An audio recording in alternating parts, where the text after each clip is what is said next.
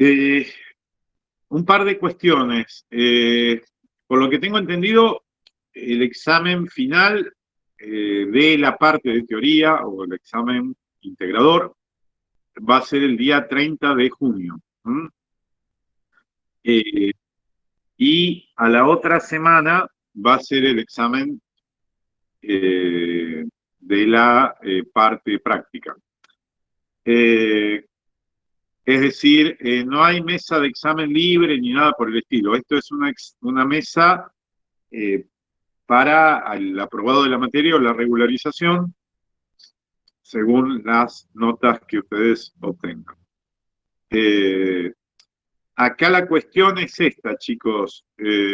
No es que se puede rendir en cualquier mesa, es decir, para que ustedes obtengan al menos la regularización de la materia, el principio que nosotros tenemos es que el contrato de trabajo es por tiempo indeterminado y se extiende desde su celebración hasta, en principio, la edad jubilatoria del trabajador, es decir, el momento en que el trabajador puede gozar del beneficio jubilatorio, salvo que existiera alguna causal de extinción antes de ese plazo.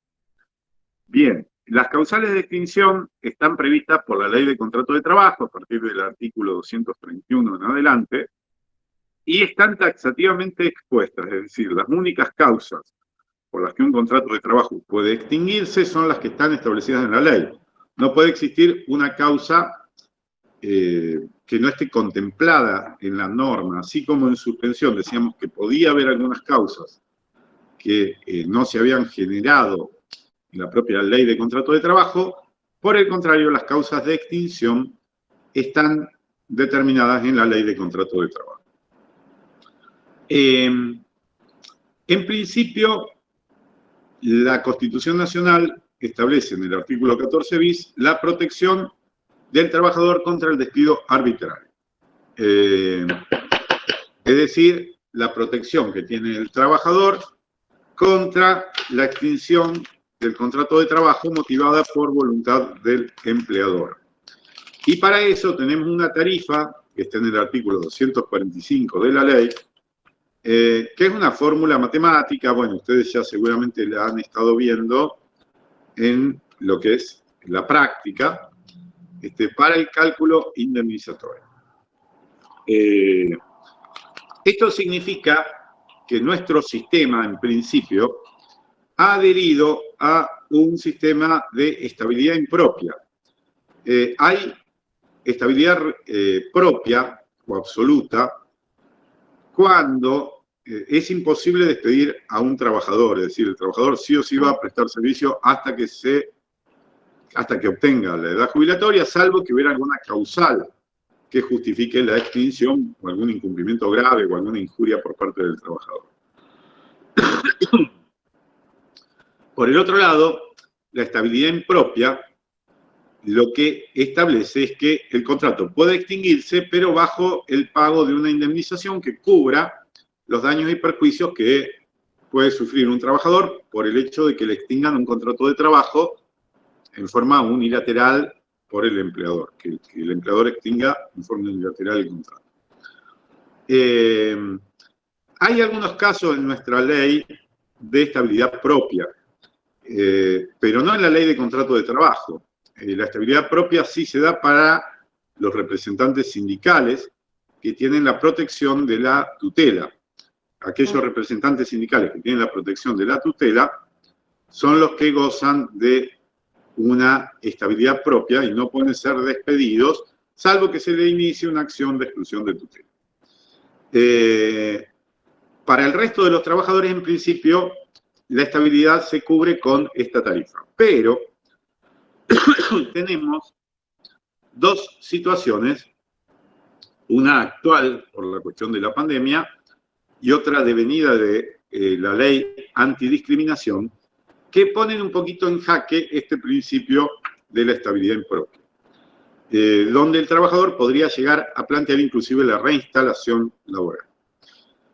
Con respecto a la reinstalación por discriminación, la ley 23.592 es la ley de antidiscriminación, es una ley civil que en principio no estaba aplicada en materia laboral, incluso se empezó a aplicar recién más de 10 años después de que fue sancionada, y que lo que establece que todo acto de discriminación va a carecer de todo efecto, va a ser declarado nulo.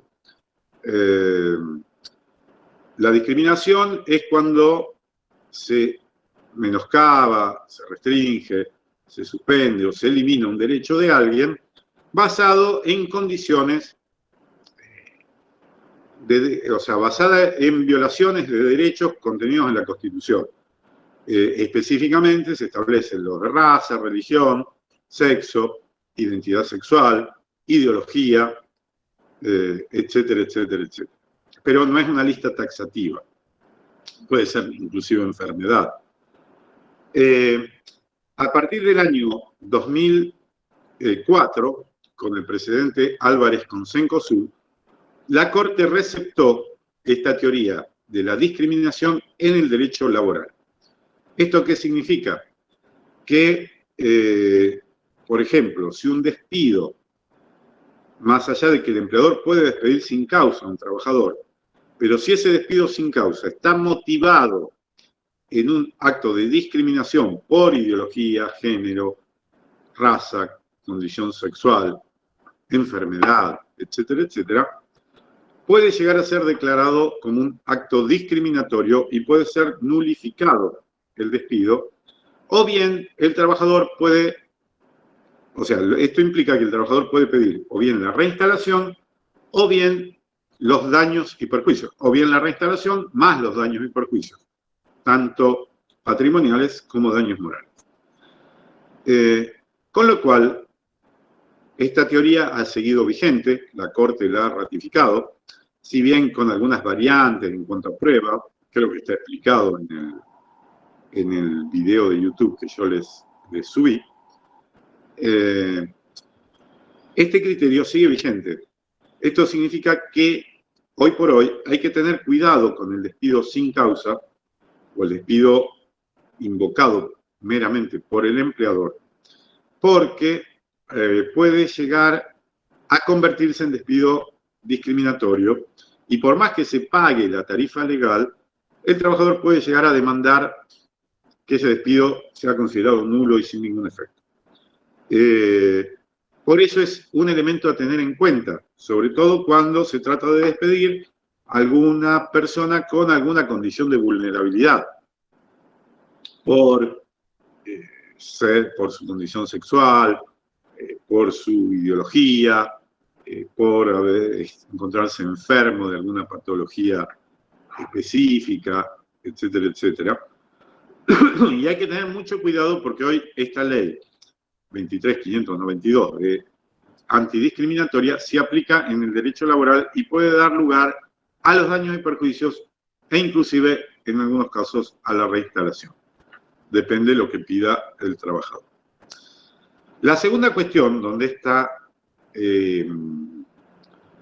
esta situación de tarifa, de estabilidad impropia, está en cuestión o debatida, es en la actual situación de pandemia.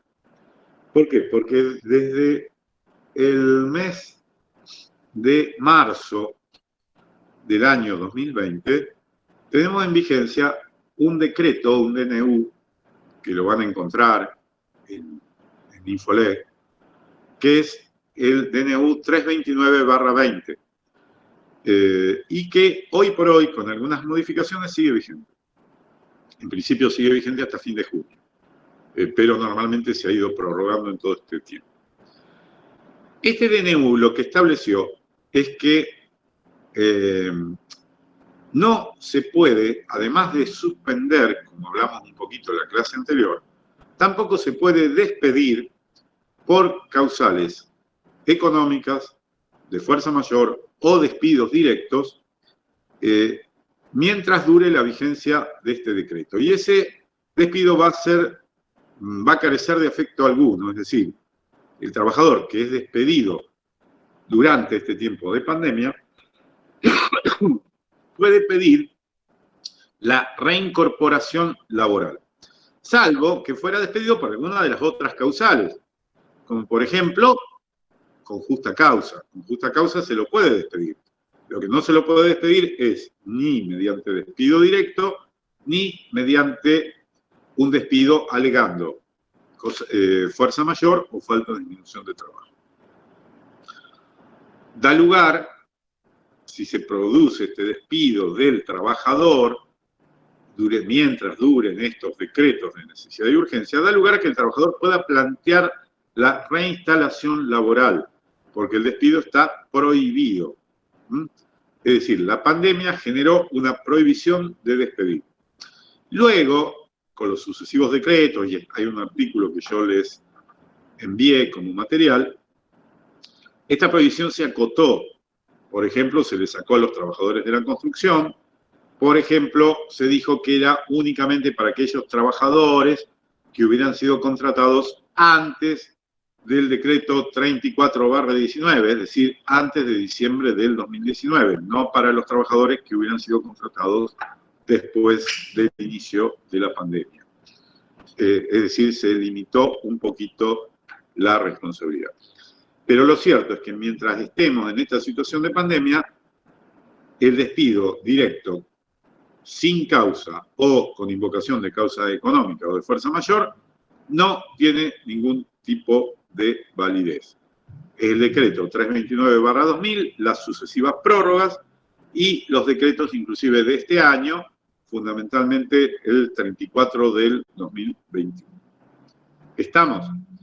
Entonces, lo que tienen que tener en cuenta, además de lo que se vio en la clase, son, bueno, la situación del despido discriminatorio de la ley 23.592 y la situación de la pandemia que también prohíbe en general los despidos. El resto de los temas están bien desarrollados. Como es una figura legal, el resto de los temas los van a encontrar en el desarrollo de la ley desde el artículo 231 en adelante. ¿Qué temas tienen que manejar de esta unidad? Bueno, lo que es el preaviso, los plazos de preaviso, la indemnización sustitutiva de preaviso, la integración del mes de despido,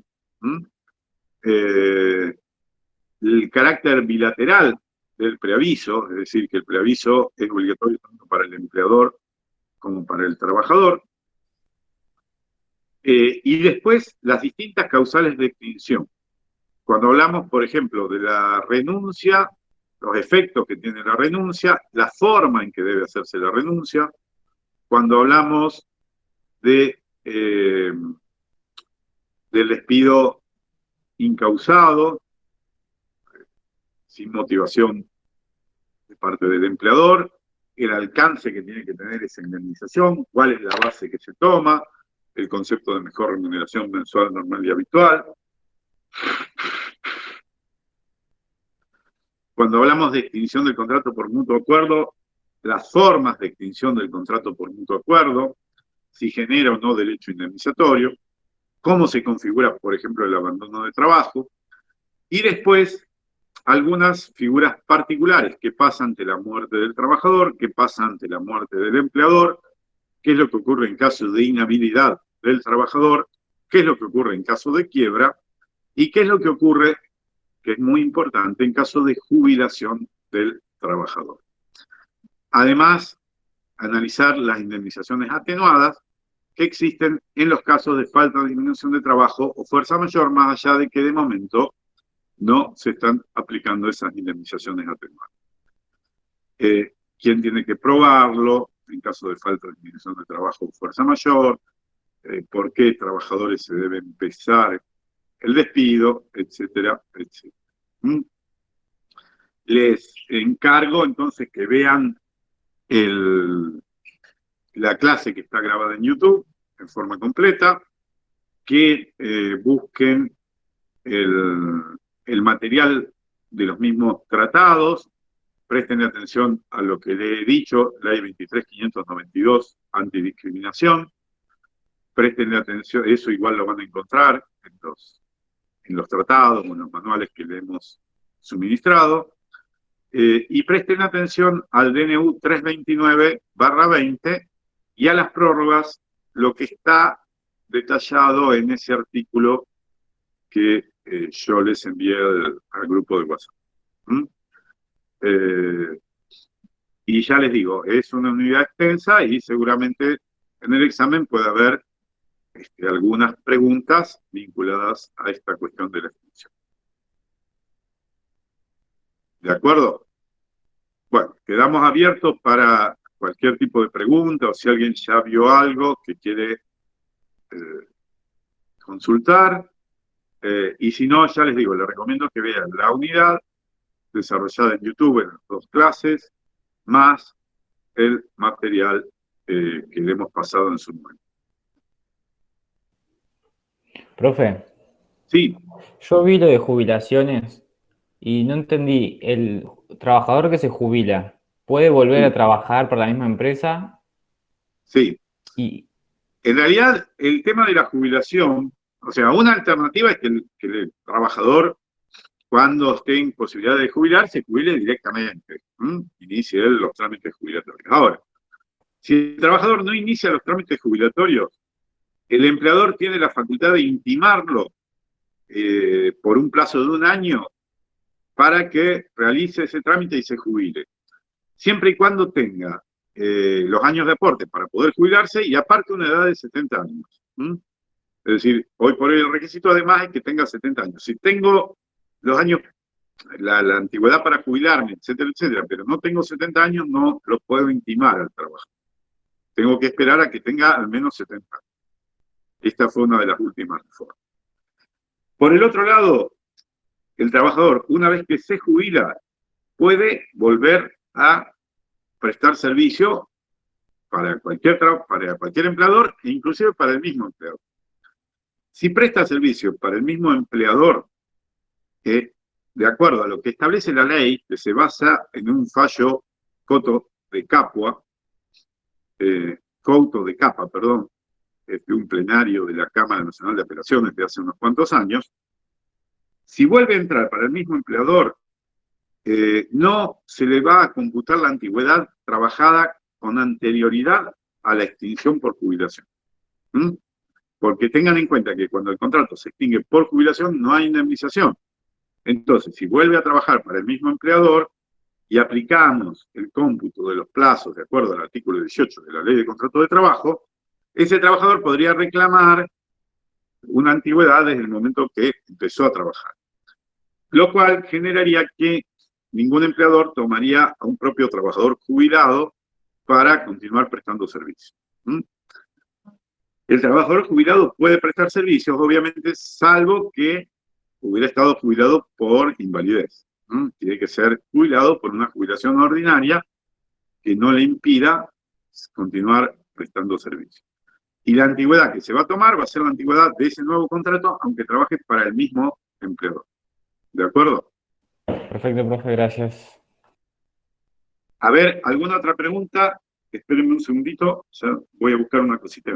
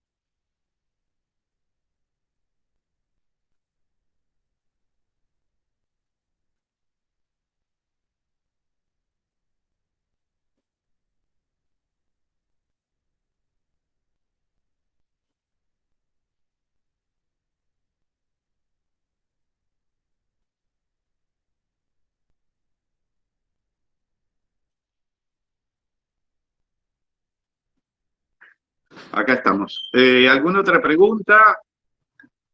Norbert, ¿vos querés aclarar algo más? Que te vi que entraste recién.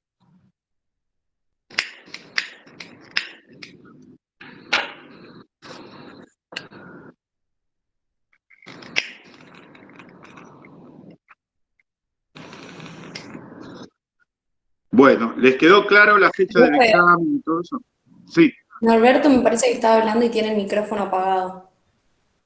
Ah, no lo veo yo, perdón. Ahí estoy, ahí estoy. Sí, gracias. ¿Me escuchan ahora? Hola, buenas tardes. Sí, profe, se escucha. Bueno, disculpa por la demora, Pablo, ahí tuve un inconveniente, pero bueno, más que nada a disposición y el lunes riesgo entonces. El lunes hacemos riesgos resumido. Bueno, y cualquier duda que tengan.